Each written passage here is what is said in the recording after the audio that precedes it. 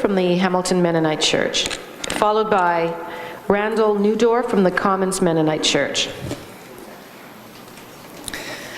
Thank you for this opportunity to speak in support of inclusion and equity in our community.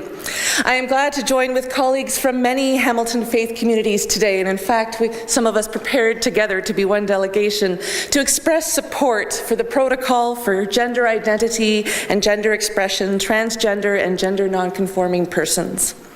I support the protocol as a resident of Hamilton, where I want to see human rights enacted for all of my neighbors.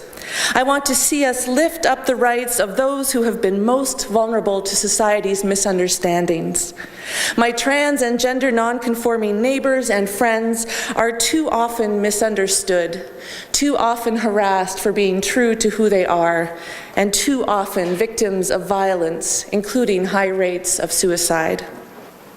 I support the protocol as a Christian who believes that the world was created in rich diversity and that our Creator celebrates when humanity learns how to overcome dividing walls between ourselves.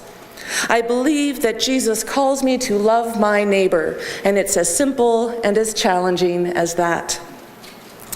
I support the protocol as the pastor of Hamilton Mennonite Church. Some members have been here today to support me in this. Our congregation has committed to this statement. As followers of Jesus in the Anabaptist Mennonite tradition, we believe that all people have been created in the image of God. We are called around one table in celebration of our unity in Christ within our diversity of age, race, ethnicity, ability, marital status, economic status, religious background, sexual orientation, and gender identity or expression. As a community, we are seeking to live this out as an expression of our vision of sharing God's grace and living Christ's peace. I support the protocol as a person who is always learning, and I am grateful that my city is also open to being on that learning journey, listening to the voices of those who have been marginalized and seeking to be transformed into an even stronger and more compassionate community. Thank you.